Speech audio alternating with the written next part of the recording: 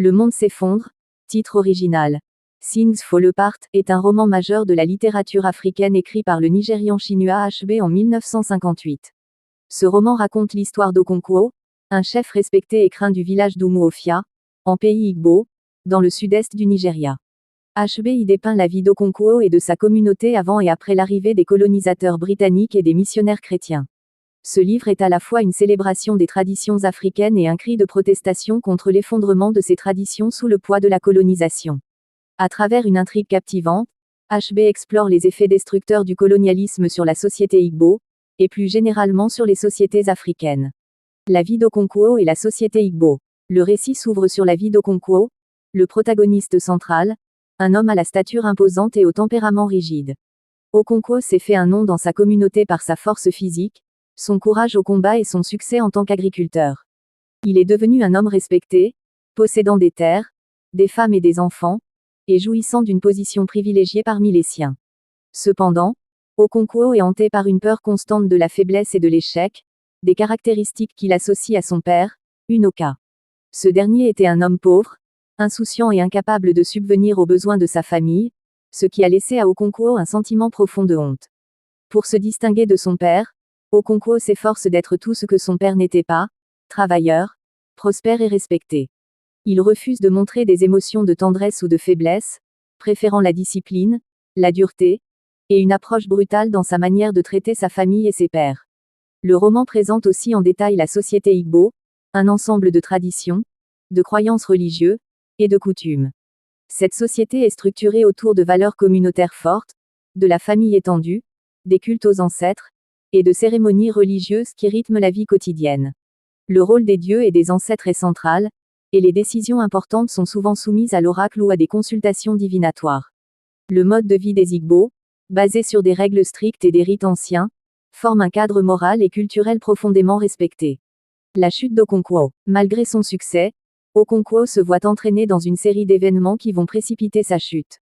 Le premier incident significatif survient lorsqu'il participe, avec d'autres chefs du village, à une expédition punitive contre un village voisin qui a tué un des habitants d'Umuofia.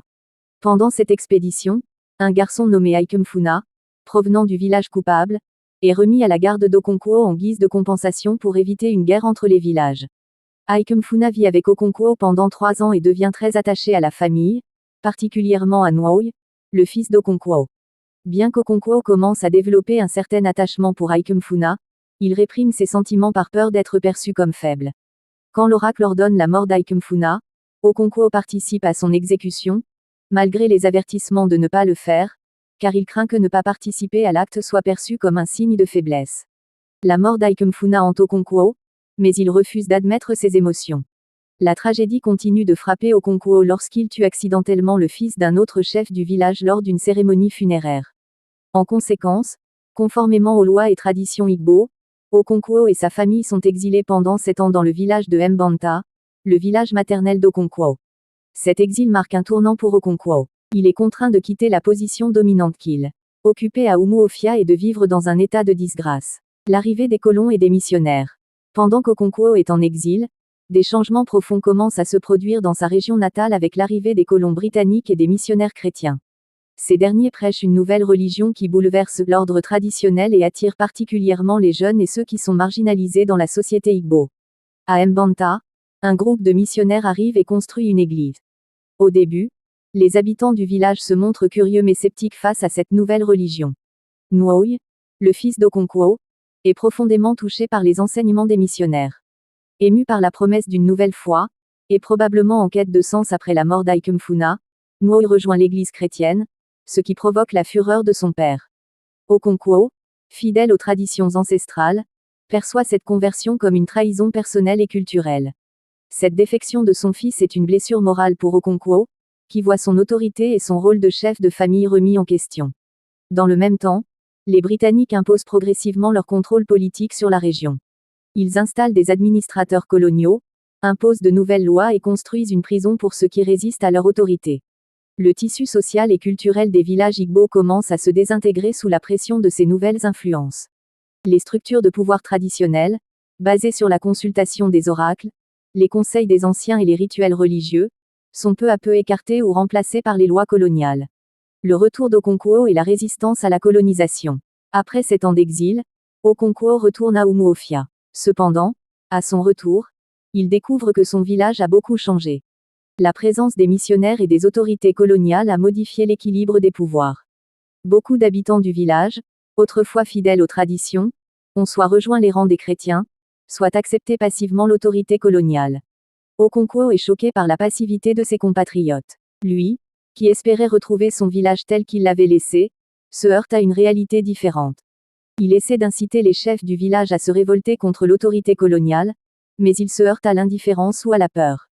La résistance active qu'il prône semble de moins en moins possible. Lors d'une tentative d'opposition à l'autorité coloniale, Okonkwo et d'autres leaders du village sont arrêtés et humiliés par les administrateurs britanniques. Cette arrestation et cette humiliation marquent un tournant pour Okonkwo, qui voit son monde s'effondrer. Lui, qui avait bâti sa vie sur la force, la discipline et l'honneur, se retrouve démuni face à une force coloniale qui impose ses règles et ses valeurs sans tenir compte des traditions locales. La fin tragique d'Okonkwo. Le point culminant du roman survient lorsque les autorités britanniques convoquent une réunion avec les chefs du village pour discuter de l'avenir d'Umuofia. Okonkwo, désespéré et sentant que son village ne pourra jamais retrouver son ancienne gloire, prend une décision radicale. Lorsque l'un des messagers coloniaux tente de disperser la réunion, Okonkwo le tue avec sa machette, espérant ainsi déclencher une révolte. Cependant, cette action ne suscite pas la réaction qu'il attendait. Au lieu de se révolter, les villageois laissent les autorités coloniales prendre le contrôle de la situation. Face à cette trahison de ses idéaux et à l'effondrement de tout ce qu'il a défendu, Okonkwo choisit de se suicider en se pendant à un arbre. Ce geste est, pour lui, la seule issue possible dans un monde où il ne se reconnaît plus. Le suicide d'Okonkwo est particulièrement tragique car, selon les traditions Igbo, il est considéré comme un acte de grande honte. Ceux qui se suicident sont privés d'une sépulture traditionnelle, car leur acte est perçu comme une malédiction pour la communauté. Ainsi, même dans la mort, Okonkwo se trouve rejeté par les siens, lui qui avait toujours cherché à incarner la force et l'honneur. Thème majeur. Tireba, le monde s'effondre. Tireba aborde des thèmes complexes et profonds qui vont au-delà de l'histoire individuelle d'Okonkwo pour explorer des questions sociales, culturelles et historiques plus larges. Parmi les thèmes majeurs, on peut citer 1. Le choc des cultures. Le roman illustre la confrontation entre deux systèmes de valeurs, d'un côté, les croyances et les traditions des Igbo, de l'autre, la culture occidentale importée par les colons britanniques. Cette confrontation est source de tensions, de malentendus et, finalement, de destruction.